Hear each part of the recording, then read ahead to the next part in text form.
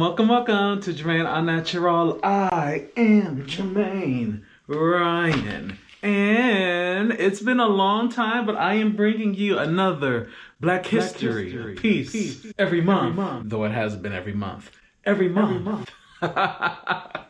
Listen, but nonetheless, I'm here, I'm back, it's back, I'm sharing again, and so who would I be if I did not bring you a piece of Black history during Black History Month? So I'm going through my emails, checking emails, and I see an email from the Main Choice. We all know the Main Choice.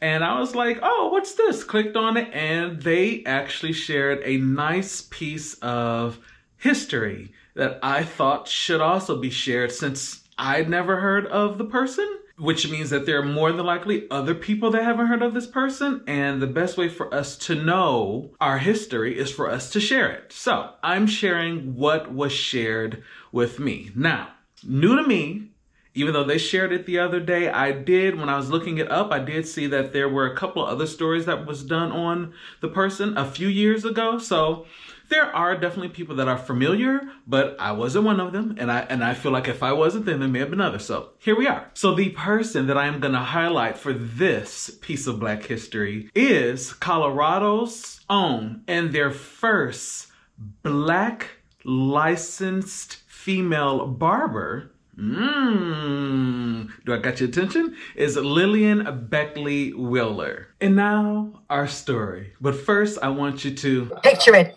July 6th, 1900. A new century. The 20th century to be exact. The 20th century. Geez, the beginning of it. Anyway, July 6, 1900, Lillian enters the world, born in the College Hill community of Pontotoc County, Mississippi. And who welcomed her into this world? None other than her father, Canon Beckley, who was welcoming her as his 21st child. With his very young wife, Eliza Weatherall Beckley. Can you imagine being the 21st of 22 kids? I mean, I guess there are people that are kind of still doing that today.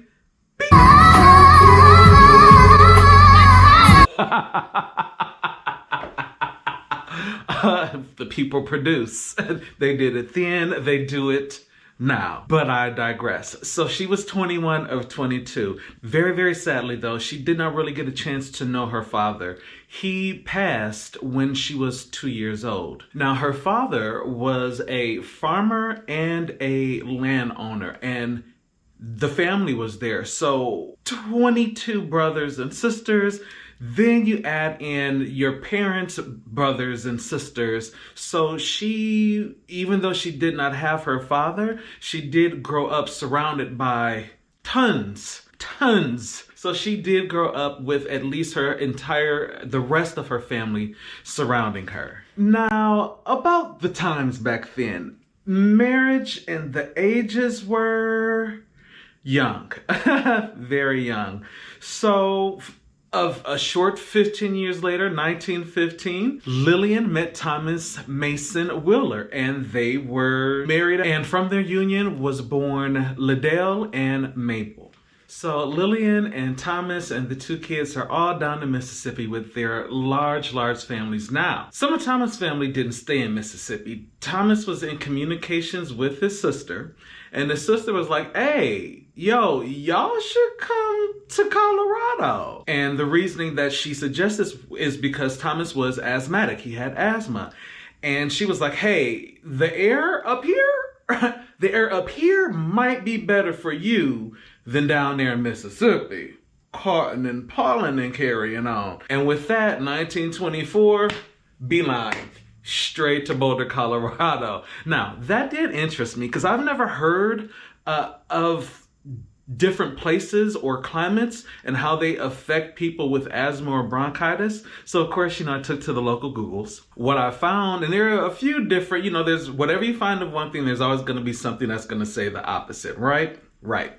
So there were studies that were done that did show that higher altitudes do create better breathing situations for people that have asthma, just because you do not have the air is a little bit cooler and you don't have that pollen swarming around. So the air is a lot cleaner and breathable. Now, there are studies that say that, hey, but if it get too cold, then it's going to cause irritation and it's going to cause your bronchitis to act up. So I guess you go visit and see really how it works. And in those studies, it did say that for a while, yeah, you might be okay. But then as your body adjusts to the new climate, that whatever pollen, whatever allergy causing things are in that area may start to affect you. So, you know, at the time, we're talking 1924, Thomas was like, okay, well, I mean, why not? He probably was done with Mississippi, because I know his allergies was getting toe up down there. So he was like, well, yeah, let's try it out. The family packed up, Thomas, Lillian, Liddell, and Mabel, and they headed for Boulder. Now, we're still talking early 1900s. So once they got to Boulder, of course, you know, Black communities were small. And it was no different for them. They actually found an area called the Little Rectangle there in Boulder, Colorado. And it is said that Little Rectangle is actually one of the first all-Black neighborhoods in Colorado. They moved to Little Rectangle and they're getting situated. He's got family there, and it's a very, very small, modest community. Well, you know, Lillian was from a big family, and this probably felt like, I would imagine that this felt like her family. She got acclimated into the area, and she actually became the hairdresser for the community. The whole community. So imagine someone saying, oh, well, how many clients do you have? And your response is 100. The community are my clients. I do everyone's hair. Do you want an exact number? Everybody. It's reported that she had well over 100 people in the community whose hair she did. Can you imagine that? You're just booked. Period. And from that, she became known as Noni in the community. Now, if you are someone that is familiar with history and dates, then you will know that at this time, the United States was going through the Great Depression. And the president at that time was FDR, or Franklin Roosevelt. Don't know who that is? Find a dime. That be he. So at that time, you know, as president, he was trying to figure out ways of getting the country back on its feet. He in turn created an initiative called the Work Progress Administration, or the WPA. And what the program was made to do was basically get America back on its feet by creating jobs for men, women, and Black people, but very specifically for those that were non-skilled. And it created jobs in construction. It created jobs in the arts. And when I say the arts, I mean writers, musicians, artists. Like, you know, music a lot of times sets the tone for a lot of things. A piece of art can set the tone for a lot of things. Where at that time, you know, things like flyers set the tone. And they poured a lot of money into that because, you know, you have to get the morale up. You have to get the morale up. So a lot of money went into artistry and artists.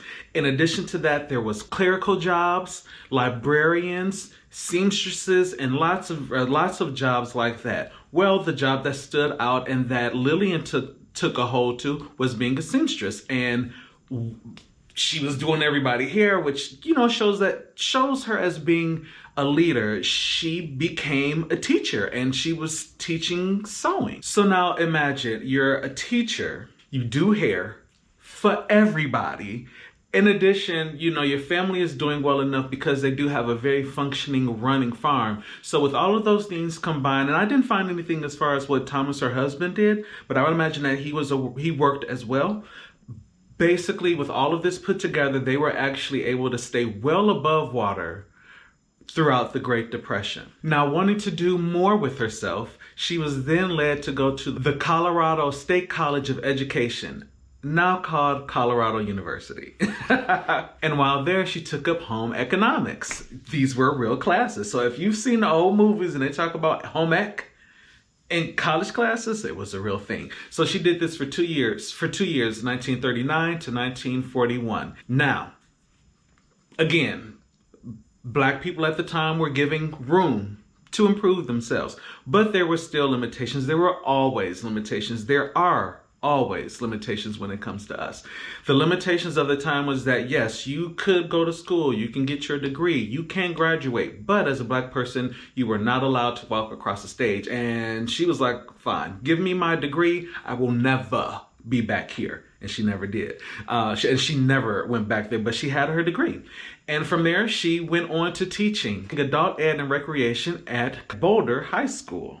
Now, with all of the experience that she had being a leader, being a teacher, doing hair, we fast forward a little bit. She then, in the 50s, she went on to open her barbershop, which was called Miss Wheeler's Barbershop. And it was open in the now demolished, hold on, let me read it, Dahlia Square Shopping Center, which was said to be the first Black-owned and largest shopping center. And from there, she continued on being a barber and cutting hair. And she did this this was 40 years of her life that she spent being a licensed female barber. And of course, I'll have the article linked down below. I'm kind of telling the story in my words. Now, in the article, the story is orally told from her family. So you get a lot more detail with it. You'll get pictures as well in the article also, or you can just Google her. She'll definitely come up. But I'll have the article linked down below so that you can read like some of the other things that were in the story as well. I'm just,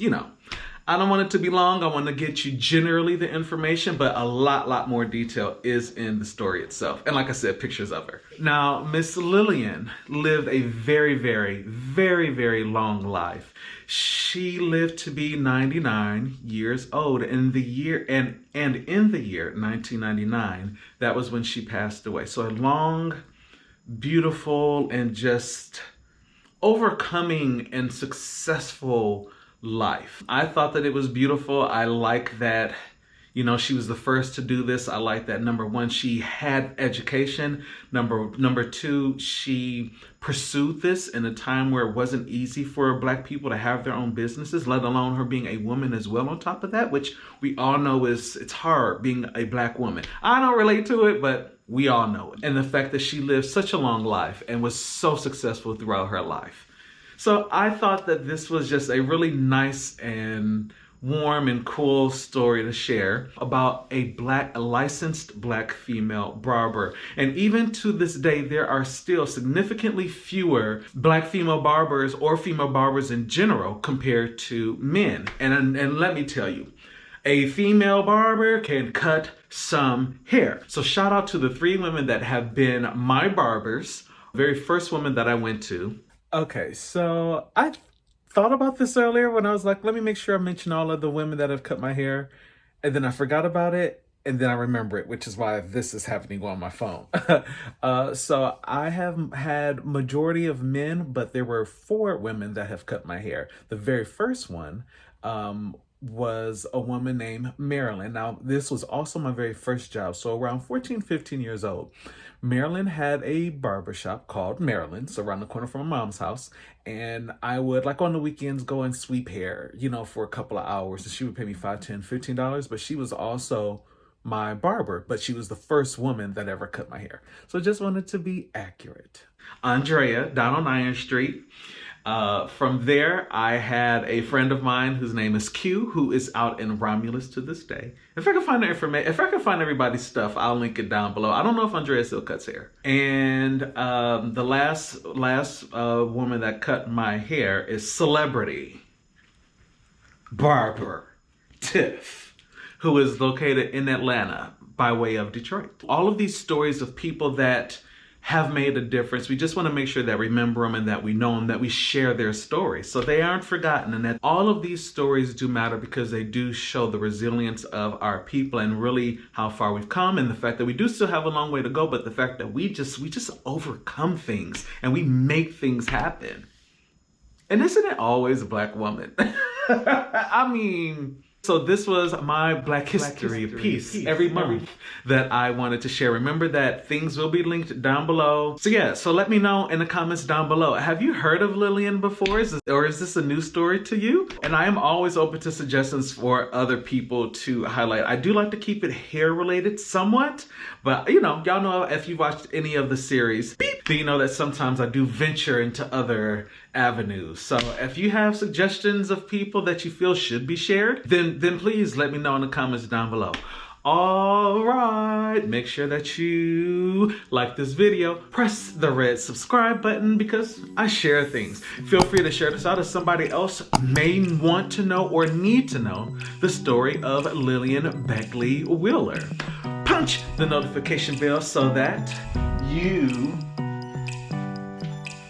can stay.